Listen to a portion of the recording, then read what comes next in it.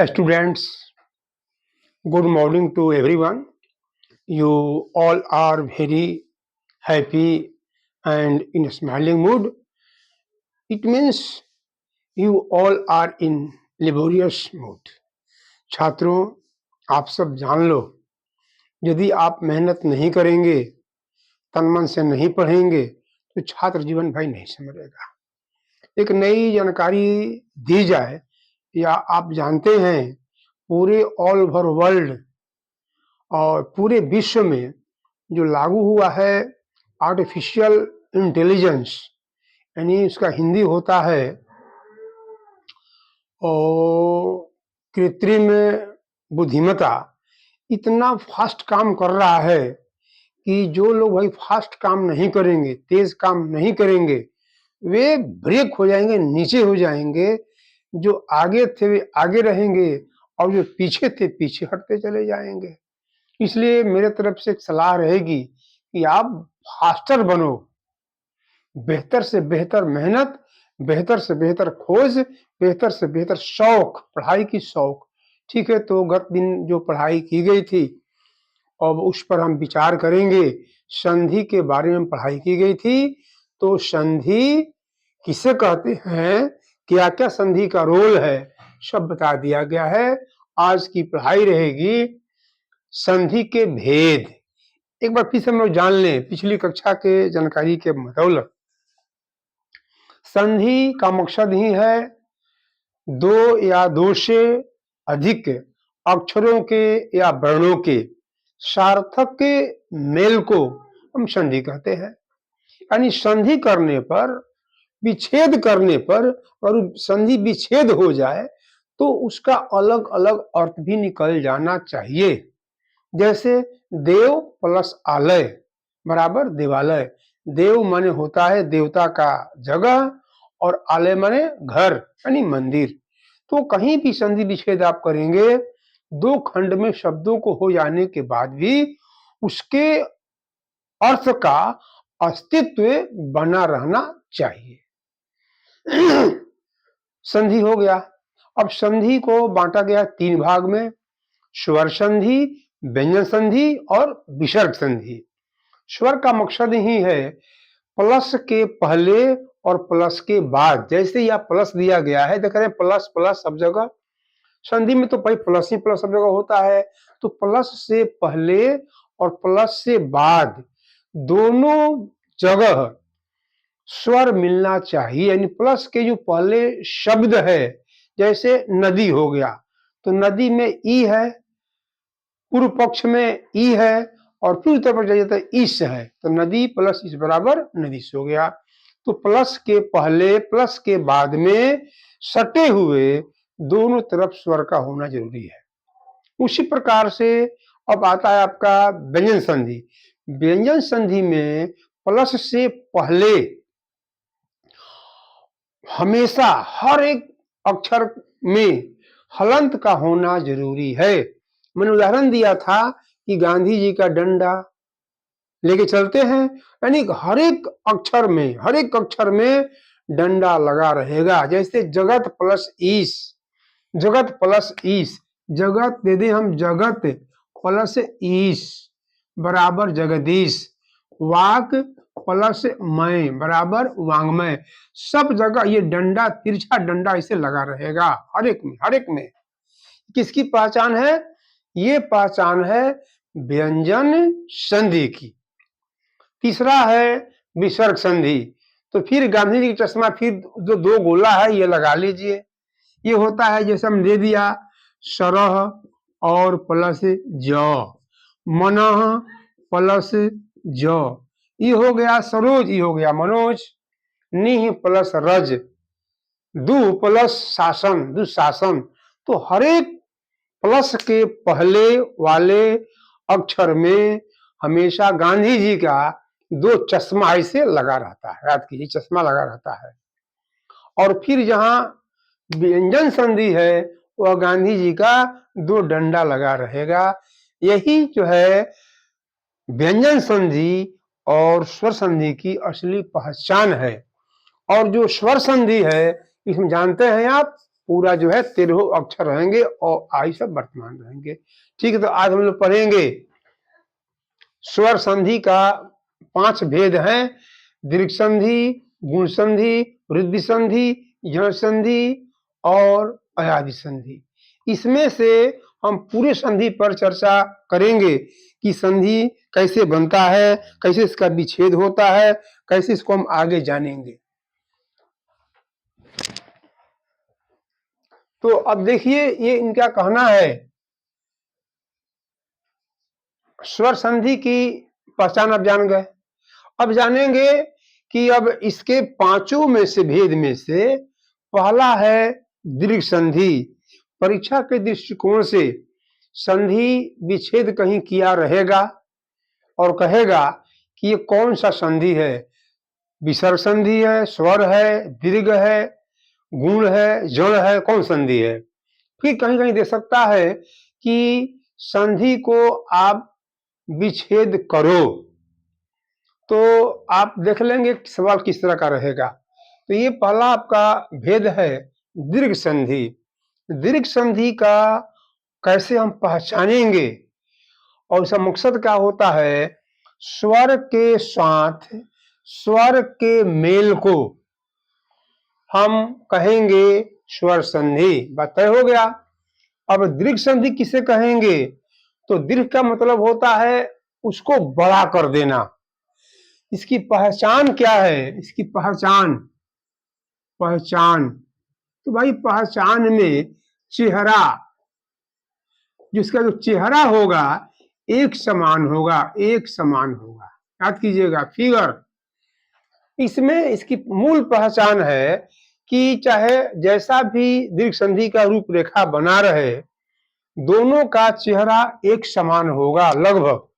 जैसे प्लस से पहले अ है, आ है, अ है, आ है, आ है, अ है, आ है, आ है। तो दोनों चेहरा देख रहे हैं, ये जो अ है बिल्कुल अ चेहरा है, यहाँ भी अ है। अब अंतर क्या है कि इसमें अंतर क्या मिलेगा, इसमें आ हो गया और इसमें अ रह गया। इसमें अंतर क्या है, पहले वाले में आ हो गया, दूसरे वाले में अ हो गया।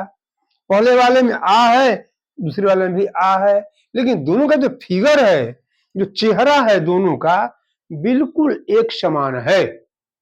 दीर्घ संधि की पहली पहचान है कि प्लस से पहले प्लस के बाद में दोनों का चेहरा बिल्कुल एक समान होगा।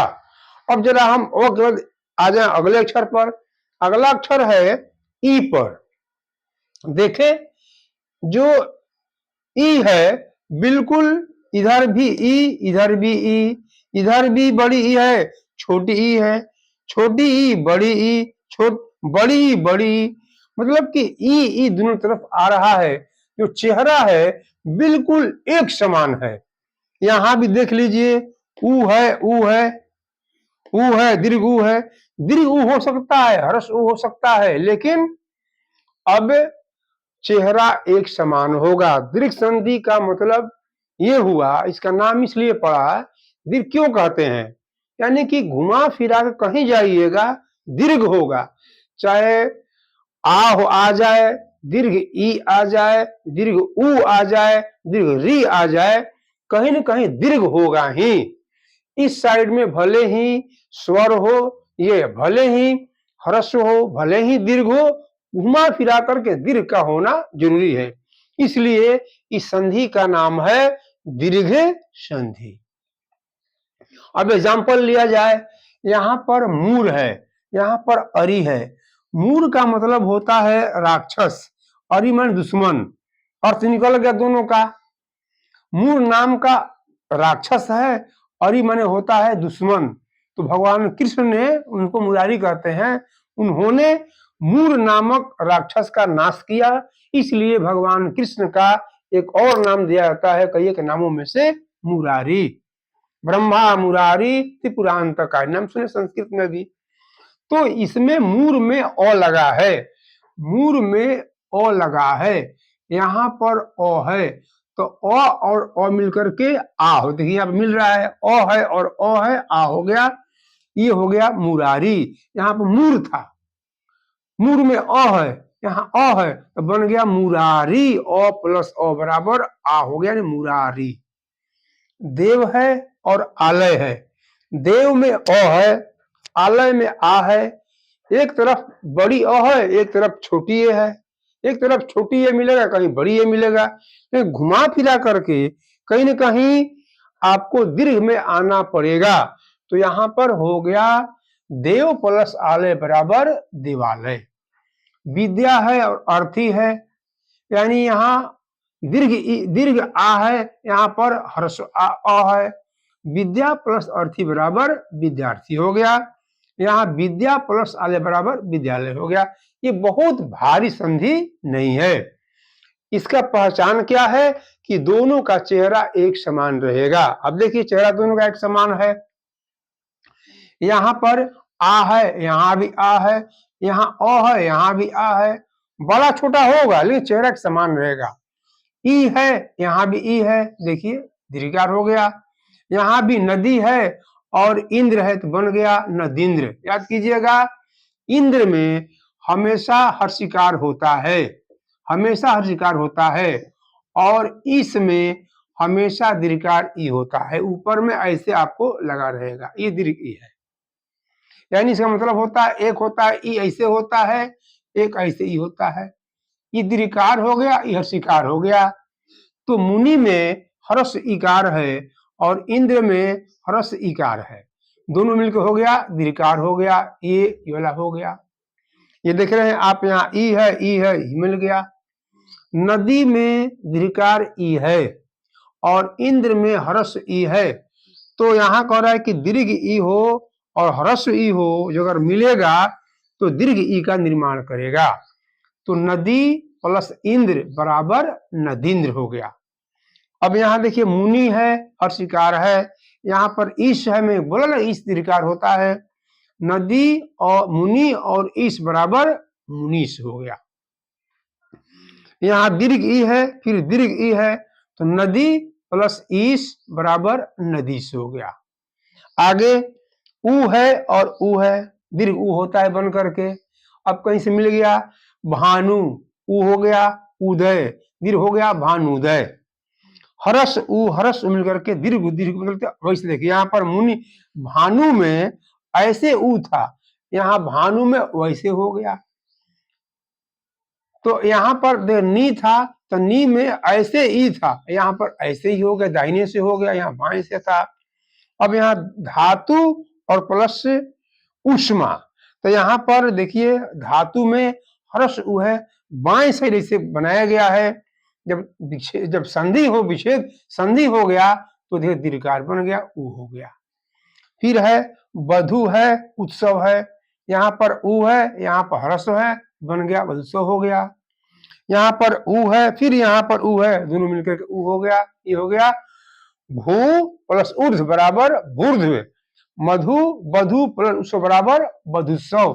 तो कहने का मकसद ये है कि आपको संधि के पहचानने का तरीका एक है, आ है और री है, हो जाएगा और हो जाएगा। मातृ प्लस माता प्लस रीढ़, मातृण दे दिया जाएगा मातृ, मातृ और प्लस रीढ़ बराबर मातृण, मातृण हो जाएगा। तो ये कहने का मतलब कि कहीं ना कहीं दीर्घकार होगा, दीर्घकार होने से इस संधि का नाम पड़ गया दीर्घकार। एक बार फिर से, दीर्घ संधि की मुख्य पहचान है कि प्लस से पहले प्लस से बाद दोनों पक्ष में दोनों का चेहरा करीब करीब एक समान होगा, थोड़ा बड़ा हो चाहे थोड़ा सा छोटा हो। अब लोग कल पढ़ेंगे कि गुण संधि की क्या पहचान है, फिर गुण से और हम दीर्घ से तुलना करेंगे। तो ठीक है, आज एक बार फिर से दोहरा दे रहे हैं। स्वर संधि की पहचान है प्लस से पहले प्लस के बाद में दोनों में स्वर होता है। दूसरी पहचान, दूसरी भेद है हलन संधि का, यानी व्यंजन संधि का। तो पहले में गांधी जी का डंडा लगा रहेगा, व्यंजन हो गया, और दूसरे में गांधी जी का चश्मा लगा रहेगा तो हो जाएगा विसर्ग संधि। तो इसलिए छात्रों अब अगले कक्षा चलेगी फिर संधि का अगला भेद, और आप लोग मेहनत से पढ़िए। जय हिंद, जय भारत।